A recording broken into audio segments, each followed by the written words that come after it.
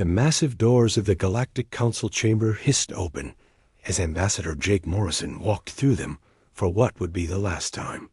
His black diplomatic uniform carried no medals or fancy decorations, just the simple blue and white patch of Earth on his shoulder. Behind him walked his aide Lisa Harper, her tablet glowing with messages from home that grew more urgent by the hour. The chamber itself was a marvel that had impressed Jake when he first saw it 5 years ago. A perfect circle carved from living crystal that grew from the planet's core. It rose 300 feet above their heads. Holographic displays showed star maps and trade routes that connected thousands of worlds across the galaxy. Light filtered through the crystal walls in colors that human eyes could barely process, casting rainbow patterns on the polished floor. But today, Jake saw none of that beauty. Today, he only saw the faces of beings who had made their decision about humanity, and it was not a kind one. The Zilithian representative slithered forward on its dozens of tentacles, each one as thick as Jake's arm. Its skin shifted from blue to angry red as it spoke through the universal translator device floating near its head. Human Morrison, your species has gone too far this time. The quantum drive technology you developed without permission threatens the stability of our trade routes. Jake remained silent, his weathered face showing nothing. At 62 years old, he had spent most of his adult life in space, first as a ship captain, and then as Earth's first ambassador to the Council. He had seen humans go from barely reaching their own moon to traveling between stars in less than a century. He had watched other species take thousands of years to make the same journey. The Corvan delegate rose from its seat, its reptilian scales shifting to deep crimson, which Jake knew meant extreme anger. The humans advanced too quickly, it hissed, its forked tongue flicking out to taste the air. What took our people 10,000 years to achieve, they have done in 50. This is not natural. This is dangerous. Lisa Harper shifted nervously beside him, her fingers dancing across her tablet as more messages arrived from Earth. She was young, only 30 years old, and this was her first major diplomatic crisis. Her brown hair was pulled back in a simple style that made her look even younger, but her eyes held the intelligence that had made her Jake's most trusted advisor. The Vorthan representative spoke next, its crystalline body ringing like bells as it moved. The Council has decided. Humanity must submit all technological development to our Oversight Committee. No new inventions may be implemented without approval from at least 7 Council members. Your expansion into the Outer Rim sectors must cease immediately. Jake felt his jaw tighten slightly, the only sign of emotion he allowed himself to show. The Outer Rim colonies were home to nearly 50 million humans now, families who had left Earth, seeking better lives among the stars. Scientists conducting research that could benefit all species. Engineers building wonders that even the ancient Council races admired in private. Furthermore, continued the Altarian Counselor Vexton, its 6 eyes glowing with satisfaction, all human military vessels must be equipped with Council monitoring devices. Your species' aggressive nature requires constant supervision. That last comment broke something inside Jake's carefully maintained diplomatic composure. Aggressive nature. Humans had fought exactly 3 defensive wars since joining the Council, each time protecting weaker species from raiders and pirates. They had shared every major technological breakthrough freely, asking nothing in return except the right to trade and explore.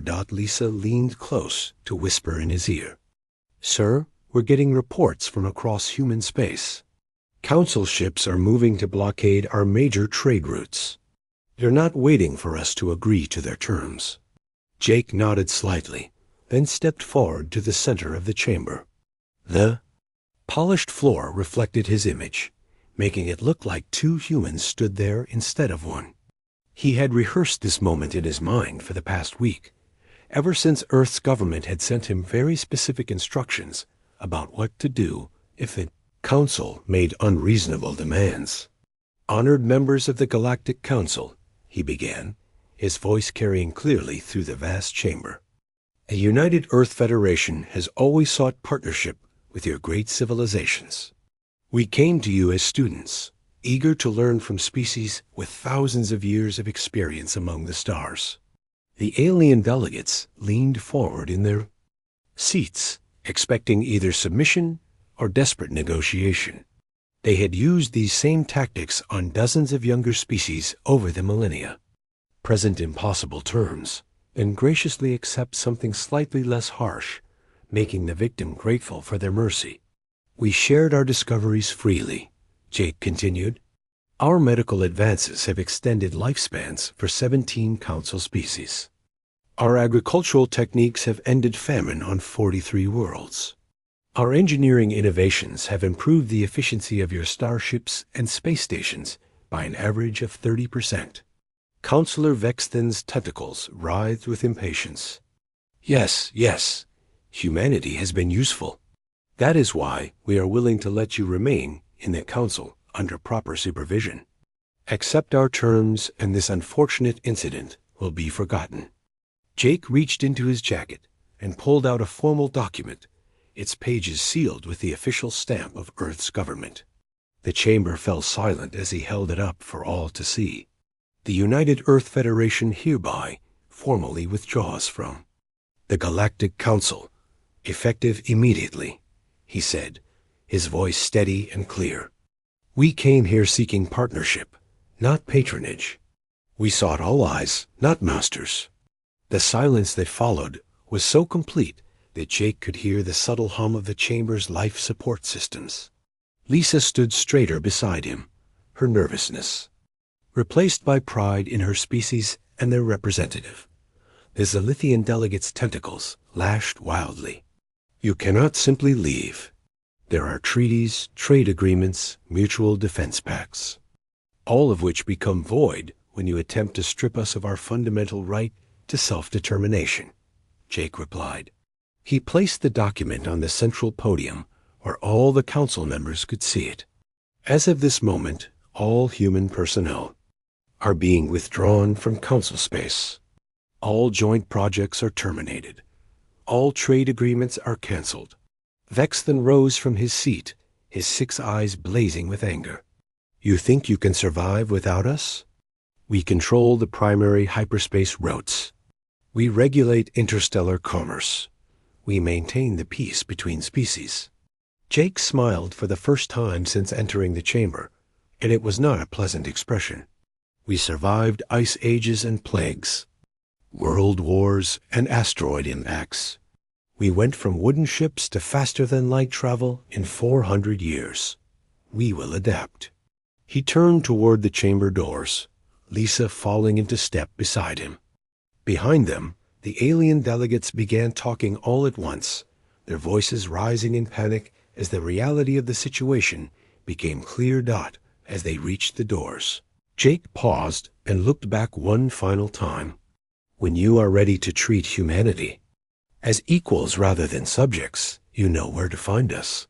But understand this, we will never again bow to those who mistake age for wisdom or size for strength." The doors closed behind them with a soft hiss, leaving the council chamber in chaos. Outside in the corridor, Lisa finally allowed herself to smile. "Sir, that was magnificent."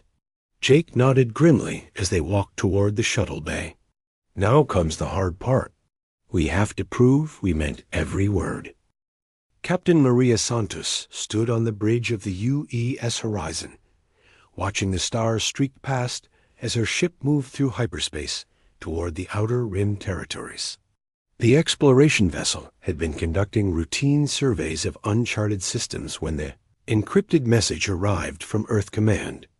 She read it 3 times before the full meaning sank in. "All human ships and personnel are ordered to withdraw from Council space immediately," she said aloud to her bridge crew. "We have 72 hours to complete evacuation procedures and depart." Lieutenant Ryan Blake looked up from his navigation console, his young face showing confusion. "Captain, What about our survey mission? We're only halfway through mapping the Kepler sector. Maria shook her head as she forwarded the message. To all department heads. The mission is canceled, Ryan. We're going home. She paused, then corrected herself. Actually, we're not going home. We're leaving everything we've built out here. The horizon had been Maria's command for 6 years, and in that time they had discovered 12 habitable worlds and made first contact with 3 new species. All of that work would now be abandoned because the Council had decided humanity was too dangerous to remain free. Across human space, similar scenes played out on hundreds of ships and stations. Captain Alex Turner received the withdrawal order while his merchant fleet was loading cargo at the Vrex trading station in the Beta Centauri system. He had spent 15 years building relationships with alien traders, learning their customs and languages, creating profitable routes that benefited everyone involved. They're freezing our accounts, reported his cargo officer, a thin woman named Kate Phillips, who had worked with Alex since his first trading run. The station master says our trading licenses have been revoked by council order. Alex stared out at the massive alien cargo ships docked around them. Some of those ships carried goods that would feed entire human colonies. Others held rare materials needed for the terraforming projects that were turning dead worlds into new homes for humanity. How long do we have? 6 hours before they impound our ships, Kate replied, her fingers flying over her tablet as she tried to contact their other vessels. The Defiant and the Meridian are in the same situation at different stations. Alex made a decision that would have been unthinkable just days before.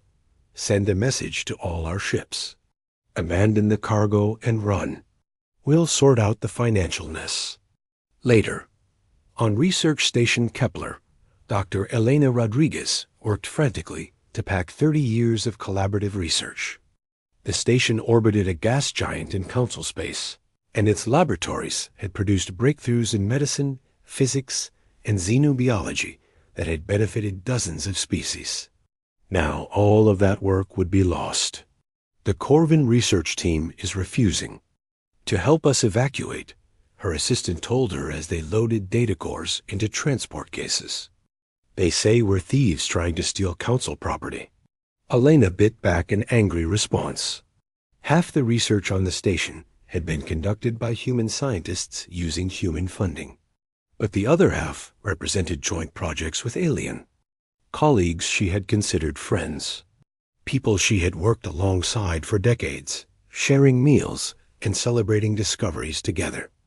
Just pack our own work, she said finally. We'll have to rebuild everything else from scratch.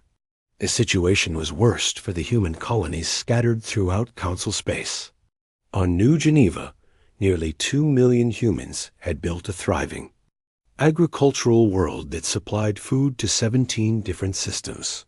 The colony's governor, a former Earth diplomat named Jonathan Miller, received word that council peacekeeping forces were already moving to occupy the planet. They're calling us illegal settlers, he told his emergency cabinet as reports flooded in from around the colony. Apparently, our settlement charter was invalidated when Earth withdrew from the council. The irony was bitter. New Geneva had been established with full council approval as part of a colonization program designed to reduce population pressure on overcrowded alien worlds. The humans had turned a marginal planet into a garden world through advanced terraforming techniques, and now they were being told they had no right to be there. Sir, we're getting reports from the other colonies too, said his aide, a young man whose family had been among the original settlers. New Tokyo, Harmony, and the mining colonies in the asteroid belt are all facing the same situation. Miller stared out the window at the golden wheat fields that stretched to the horizon. His daughter had been born on this world. His grandchildren played in those fields every day. Start the evacuation procedures. Signal any Earth ships in the area that we need immediate transport. The military situation was even more complex. Admiral Patricia Hayes commanded the human defense fleet from her flagship, the U.S. Constitution. The ship was currently docked at Starbase Alpha, a massive Council military installation that had been humanity's primary naval base for 20 years. Admiral, they're demanding we surrender our weapons and submit to escort by Council forces, reported her communications officer. They claim our ships pose a security risk. Patricia had fought pirates and raiders alongside Council forces. For most of her career, she had earned decorations from alien governments for her service in protecting their trade routes. Now those same governments were treating her like a criminal. Signal all human ships, she ordered. We're leaving under our own power. Any Council vessel that attempts to interfere will be treated as hostile. The Constitution's engines powered up with a deep thrum that Patricia could feel through the deck plates. Around them, other human ships began detaching from the station's docking ports. The sight was magnificent and heartbreaking at the same time. The most powerful fleet humanity had ever assembled, abandoning everything they had built in space. As the human exodus continued, some unexpected allies emerged. Captain Nicole Brown was transporting a group of human scientists from a research facility when her ship was intercepted by a hegemony patrol vessel. She expected to be detained or turned back, but instead received a private communication from the alien captain. Human vessel, this is Captain Zorthake of the hegemony ship Windcutter, came the translated voice. I wish to express my personal regret about these events. Your people have always treated mine with honor. Nicole was surprised by the message. Thank you, Captain. That means more than you know. Be aware that not all Council species support these actions, Zorthik continued. Many of us believe the Council has made a grave error. Watch for friends among the stars. Similar messages reached other human ships as the evacuation continued. Individual aliens who had worked with humans expressed regret and offered whatever help they could provide. But they were voices in the wilderness, outnumbered by the fear and jealousy that had driven the Council's decision. By the end of the 72-hour deadline, the largest evacuation in galactic history was complete. Nearly 10 million humans had abandoned homes, careers, and relationships built over decades. They carried with them only what they could pack in a few hours, and whatever ships they could commandeer or hire. But they also carried something else. A burning determination to prove that humanity could not only survive without the Council, but thrive beyond their wildest imagination. 3 months after humanity's dramatic exit from the Galactic Council, the first cracks in the alien alliance began to show. High Trader Zixmol of the Vrex Consortium paced nervously in his private office aboard the massive trade station orbiting SciFiPrime. The holographic displays around him showed numbers that made his stomach turn with worry. The quarterly profits are down 60%, his aide reported, her tentacles trembling as she delivered the bad news. Without human trade partners, we've lost access to most of the Outer Rim markets. Zixmol's scales shifted from their usual blue to a sickly yellow color that indicated deep concern among his species. The humans had been more than just customers. They had been the transportation network that connected dozens of alien worlds to profitable trade routes. Their ships had carried Vrex goods to markets that no other species bothered to visit. What about the rare earth elements? He asked, though he already knew the answer would be bad. The humans supplied 43% of our total imports, came the reply. The mining colonies they abandoned in Council space have been occupied, but production has dropped to less than 20% of previous levels. The other species don't have human mining technology. Across the galaxy, similar conversations were taking place in government offices and corporate boardrooms. The hegemony worlds were experiencing their first food shortages in over 2 centuries. Human agricultural techniques had turned marginal worlds into garden planets that fed billions of aliens. Now those worlds were struggling to maintain even basic crop yields. Commander Kate Phillips sat in a hidden listening post on the edge of Council space, monitoring alien communications with growing satisfaction. The secret facility had been built years earlier as part of humanity's intelligence network, but now it served a different purpose. Kate and her team were documenting the slow collapse of the galactic economy that had rejected them.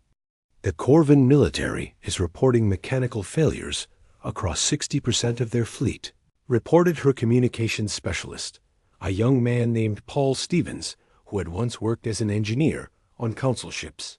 Turns out human mechanics were keeping most of their older vessels running. Kate smiled as she read through the intercepted messages. The aliens had never realized how dependent they had become on human expertise. In their arrogance, they had assumed that their ancient civilizations were naturally superior to the newcomers from Earth. They had never bothered to learn the skills that humans performed for them. "What about the Zilithian trade routes?" she asked. "Complete chaos," Paul replied, pulling up a star map that showed shipping lanes throughout Council space. "They've lost 17 major trade vessels in the past month alone. Without human navigation expertise, they're having trouble avoiding the gravitational anomalies in the spiral arm sectors." The military situation was even worse for the aliens. General Patricia Hayes reviewed intelligence reports from her command center on the human fortress world of New Sparta. The planet had been humanity's first major colony outside Council space, and it had grown into the military headquarters for all human forces. Council fleets are operating at less than 50% efficiency, her intelligence officer reported. Multi-species crews are breaking down without human engineers to manage the integration protocols. Patricia had expected this. Human engineers had quietly become the backbone of alien military operations over the past 20 years. They had solved the technical problems that arose when different species tried to work together on the same ships. They had maintained equipment that alien crews didn't fully understand. They had trained officers in tactics that combined the best ideas from multiple worlds. "The Altarians are recalling their deep space patrol fleets," the report continued. "They can't maintain their ships without human technical support." But the real prize was the information coming from Dr. Benjamin Clark's research facility, hidden in the asteroid belt. Beyond Pluto, the elderly scientist had spent his entire career studying alien technology, and now he was putting that knowledge to work for humanity's benefit. "The quantum fold equations are finally stable," he told his research team as they gathered around a holographic display showing their latest breakthrough. "We can create dimensional rifts that bypass the Council's hyperspace network entirely." His assistant, a brilliant young physicist named Sandra Davis, pointed to a section of the complex mathematical formulas floating in the air above them. "The energy requirements are enormous, but we can generate enough power using the fusion plants on the asteroid mining stations." Benjamin nodded with satisfaction. The Council had assumed that cutting off humanity's access to their hyperspace gates would cripple human expansion and force them to return as beggars. Instead, human scientists were developing technology that would make the alien transportation network obsolete. "How long before we can start building the full generators?" he asked. 6 months for the first prototype," Sandra replied. "Maybe. Less if we can recruit more of the engineers who evacuated from Council space." Meanwhile, the political situation in Council chambers was becoming increasingly desperate. Ambassador Morrison's replacement, a nervous Corvin diplomat named Sektar, found himself dealing with angry representatives from dozens of worlds that were suffering economic collapse. The Outer Rim colonies are reporting civil unrest, Hegemony representative announced during an emergency session. Without human trade goods, the standard of living has dropped by 40% in some systems. The Vrex delegates' tentacles writhed with agitation. "Our shipping industry is on the verge of complete breakdown. Human logistics coordinators managed 70% of our interstellar cargo operations. Even the mighty Altarians were feeling the pressure. Counselor Vexthen's 6 eyes showed the strain of sleepless nights as he tried to hold the alliance together. Perhaps we were too hasty in our demands, he suggested carefully. The humans may be willing to negotiate if we offer more reasonable terms. But the Zalithian representative would not hear of compromise. We cannot show weakness to a species. That defied council authority. They must be made to submit or face the consequences. The consequences, however, were not falling on humanity. Reports continued to arrive of human colonies thriving in their new territories beyond council space. The expelled humans had established new trade routes with independent species that had never joined the council. They were building cities on worlds that the aliens had considered too dangerous to settle. Most disturbing of all were the rumors of human technological advances that seemed impossible. Ships that could travel faster than anything in the council fleets. Weapons that could penetrate shields that had protected alien worlds for millennia. Industrial facilities that could produce goods more efficiently than the ancient factories of the core worlds. High Trader Zixmo received a particularly troubling report from one of his agents in the independent systems. The humans have established a new trade hub in the Kepler sector, the spy reported. They're offering goods and services that match council quality at half the price. The truth was becoming clear to anyone willing to admit it. The council had not ejected a dependent client, species that would come crawling back within months. They had expelled their most valuable partners and created a competitor that was already proving more efficient and innovative than their ancient civilization. As the months passed and the crisis deepened, whispers began to spread through council. Space. Maybe the humans had been right. Maybe age and tradition were not the same thing as wisdom. Maybe the galaxy's newest species had lessons to teach that the oldest civilizations desperately needed to learn. But by then, it might already be too late to repair the damage that pride and fear had caused. 1 year after humanity's exodus from the Galactic Council, Captain Nicole Brown stood on the bridge of the UES Explorer, the first ship equipped with the new dimensional fold drive. The sleek vessel cut through space using technology that made the Council's hyperspace gates look primitive by comparison.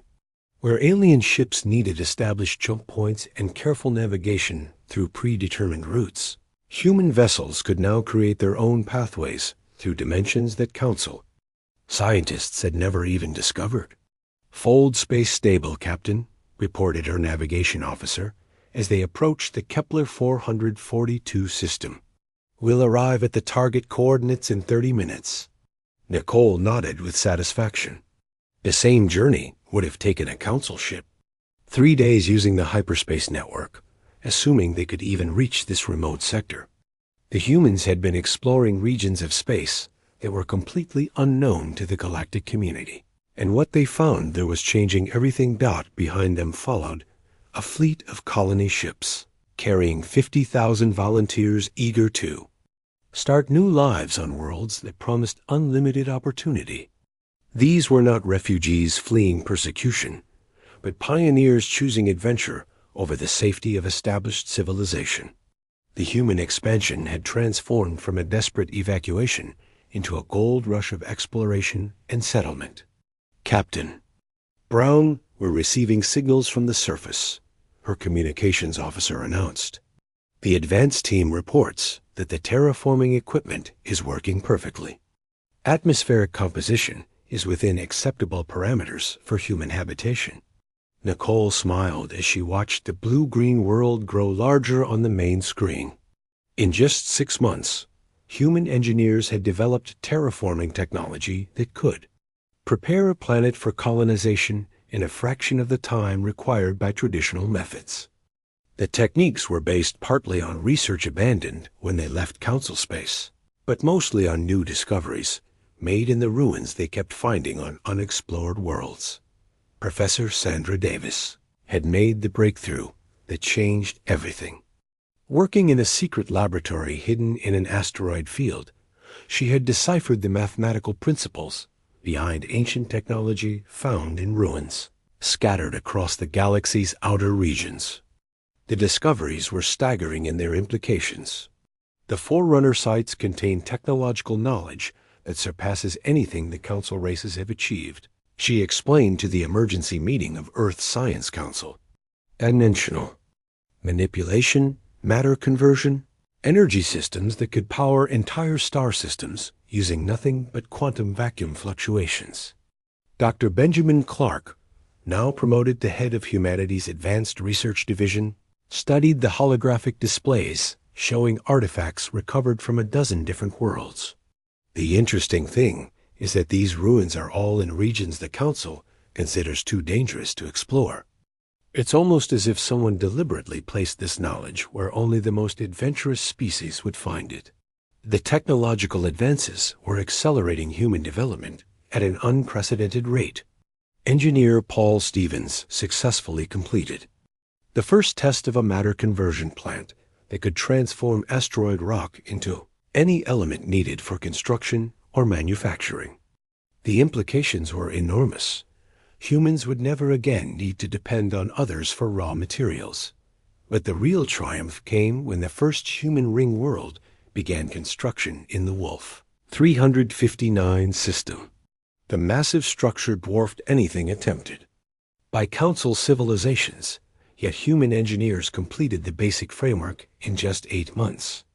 Advanced construction techniques using dimensional folding allowed them to manipulate matter on a scale that seemed impossible. Captain Alex Turner, now commanding a fleet of advanced cargo vessels, watched the ring world take shape from his ships. Observation deck. Remember when the Vrex told us that mega engineering projects were beyond our primitive capabilities? He asked his crew, "I wonder what they would think of this." His cargo officer, Kate Phillips, who had been promoted to fleet coordinator, checked the construction reports on her tablet. Industrial output is exceeding all projections. The automated factories are producing materials faster than our construction. Crews can use them. The ring world was not just a massive construction project. It was a statement that humanity had evolved beyond the limitations that constrained other species. While Council races built cities on planets and struggled to maintain colonies on hostile worlds, humans were creating artificial worlds from scratch that could support billions of people in perfect comfort. Secretary of State Jonathan Miller received delegations from independent species who wanted to establish relations with the expanding human civilization. These were not Council members, but smaller nations that had remained neutral in galactic politics or had been rejected by the Council for being too primitive or too different. The Andromedans are offering a mutual defense pact, he reported, to Earth's government during their weekly strategy meeting. They're impressed by our military capabilities and want protection from Council expansion into their territory. The human military had indeed become formidable. General Patricia Hayes commanded fleets that combined the best aspects of alien technology with uniquely human innovations. Her ships were faster, more heavily armed, and more efficiently designed than anything in Council space. Our intelligence. Reports indicate that several Council species are having second thoughts about their treatment of humanity, she told the assembled military leaders. The hegemony worlds have lost nearly half their trade income, and there are reports of civil unrest on 17 different planets. The evidence was mounting that the Council's decision to expel humanity had backfired spectacularly. While the aliens struggled with economic collapse and technological stagnation, humans were experiencing a golden age of expansion and discovery that was accelerating with each passing month. Dr. Elena Rodriguez, now working from a research facility, larger and better equipped than anything she had left behind in Council space, made discoveries that revolutionized medicine and biology. We've isolated the genetic markers that allow for extended lifespans in 14 different species, she announced to her research team. Human modifications based on this data could extend our average lifespan to over 200 years. But perhaps the most significant development was cultural. The humans who had been forced to leave Council space were no longer the same people who had sought acceptance from alien civilizations. They had become something new, a species that combined the best qualities of their homeworld, heritage with lessons learned from contact with dozens of different alien cultures. Ambassador Jake Morrison, now serving as Director of Interstellar Relations, received reports from human settlements across their expanding territory. The colonies report complete success in establishing sustainable communities, he told Earth's Leadership Council. Population growth is exceeding projections, industrial output continues to climb, and morale remains high despite the challenges of frontier life. The transformation was remarkable. In just 1 year, humanity had gone from being junior members of an alien organization to becoming the fastest-growing civilization in known space. Their technology surpassed Council capabilities in most areas.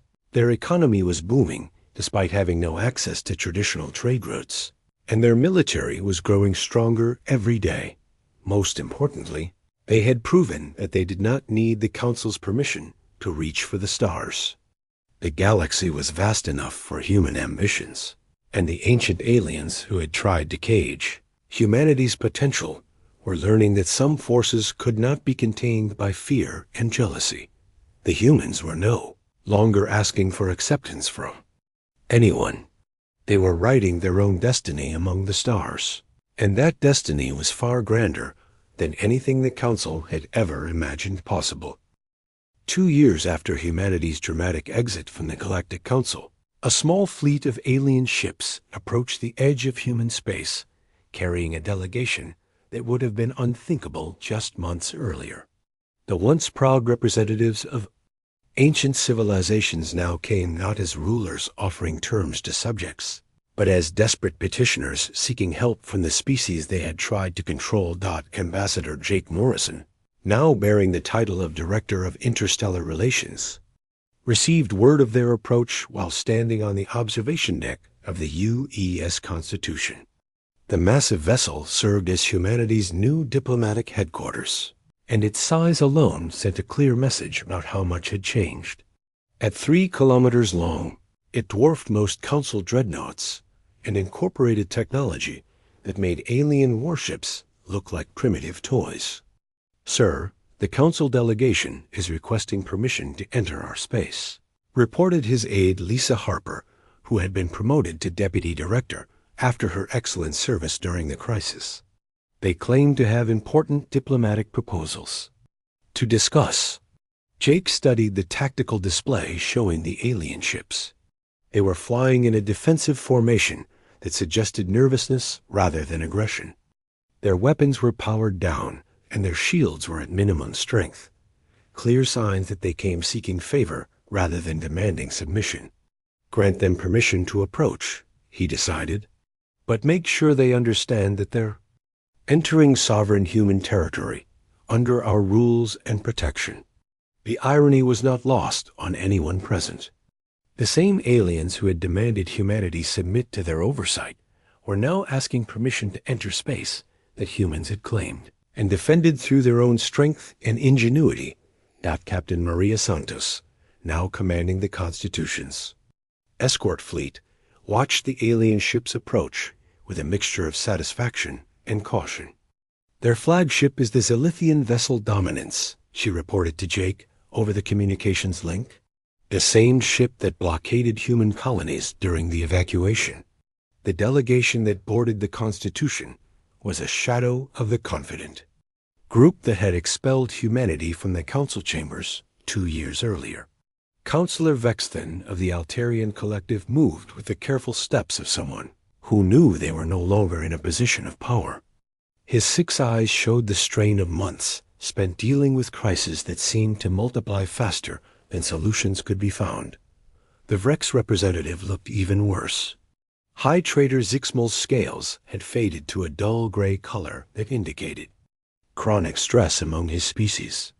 Behind him walked delegates from the Corvin Republic and the Hegemony worlds, all showing signs of the economic and social pressures that had brought them to this moment. Jake received them in the Constitution's main conference room, a space designed to accommodate representatives from multiple species while demonstrating human technological advancement. The holographic displays showed star maps of human territory that had tripled in size since the Exodus, along with industrial output figures that exceeded the combined production of several council worlds. Director Morrison, vexed, then began carefully, his voice carrying none of the arrogance that had characterized their last meeting. The Galactic Council wishes to extend a formal invitation for humanity to rejoin our organization. Lisa Harper, sitting beside Jake with a tablet full of intelligence. Reports had to suppress a smile. The same beings who had tried to reduce humanity to a client state were now begging for their return. The Council recognizes that perhaps our previous turns were unnecessarily restrictive, the Altarian continued. We are prepared to offer humanity full membership with expanded privileges and reduced oversight requirements. Jake listened without expression as the alien delegates outlined their proposal. They offered humanity access to Council trade routes, military cooperation agreements, and joint research projects. They promised respect for human territorial claims and limited interference in human internal affairs. But Jake had access to intelligence reports that painted a different picture of the situation in Council space. Captain Nicole Brown's exploration. Fleets had been monitoring alien communications and mapping the deteriorating conditions across their territory. The Outer Rim colonies are in complete revolt, one report stated. Without human trade goods and technical support, living standards have collapsed to pre-industrial levels on dozens of worlds. Another report detailed the military situation. Council fleets are operating at 30% efficiency. Multi-species crews cannot maintain combat readiness without human technical expertise. The economic data was even more damning. Trade. Income has dropped 75% across the Vrex network. The hegemony worlds are rationing food for the first time in 3 centuries. Jake set down the tablet and looked directly at the alien delegates. You offer us membership in an organization that we voluntarily left, he said calmly. But why would we want to rejoin a council that has proven incapable of maintaining the prosperity and security of its own members? The question hung in the air as the aliens exchanged uncomfortable glances. They had expected negotiation, perhaps, even demands for better terms, but not a fundamental challenge to the value of council membership itself. Director Morrison, Zixmal spoke up, his voice carrying a note of desperation. Surely you understand that cooperation benefits all species. The galaxy is vast enough for everyone to prosper together. Jake nodded thoughtfully. I agree completely. That's why humanity has established trade and diplomatic relations with 47 independent species over the past 2 years. We found that cooperation works best between equals, not between masters and subjects. Commander Kate Phillips, now serving as Jake's military advisor, activated a holographic display that showed the extent of human expansion. The star map revealed settlements, trading posts, and defensive installations scattered across regions of space that the Council had never bothered to explore. Humanity has grown beyond the need for Council approval or assistance, Jake continued. We've established our own trade networks, developed superior technology, and built alliances based on mutual respect rather than historical dominance. Real surprise came when Dr. Elena Rodriguez entered the conference room carrying a datapad with her latest research findings. Director, I've completed the analysis of the Forerunner ruins that our exploration teams have been discovering. She activated another holographic display that showed the locations of ancient archaeological sites scattered throughout human space. The evidence indicates that we're not the first species to be expelled from a galactic council for advancing too quickly. The Forerunners left these ruins as a warning about the dangers of stagnation and the importance of embracing change. The alien delegates stared at the display with growing alarm. The implications were clear. Their ancient civilization might not be as permanent or superior as they had always believed. Jake stood and walked to the large viewport that dominated one wall of the conference room. Outside, human ships moved in formations around alien vessels that looked primitive by comparison. The message was unmistakable. Humanity had evolved beyond the Council's ability to control or even understand. The Galactic Council is welcome to establish diplomatic relations with the United Earth Federation, he announced. But we will not be rejoining your organization. Instead, we propose a different arrangement. He turned back to face the stunned delegates. Humanity will serve as mediators and advisors to help younger species avoid the mistakes that have brought your civilization to this crisis. We'll share our technology and expertise with those willing to embrace progress over tradition. The final transformation was complete. The species that had once sought acceptance from alien elders had become the teachers that the galaxy desperately needed. The council delegates, left empty-handed, forced to confront the reality that their ancient authority had been replaced by human innovation and determination. As their ships departed human space, Jake reflected on how much had changed. Humanity had not just survived rejection. They had used it as fuel for achievements that surpassed anything the galaxy had ever seen. The stars themselves seemed to whisper that this was only the beginning of their cosmic journey.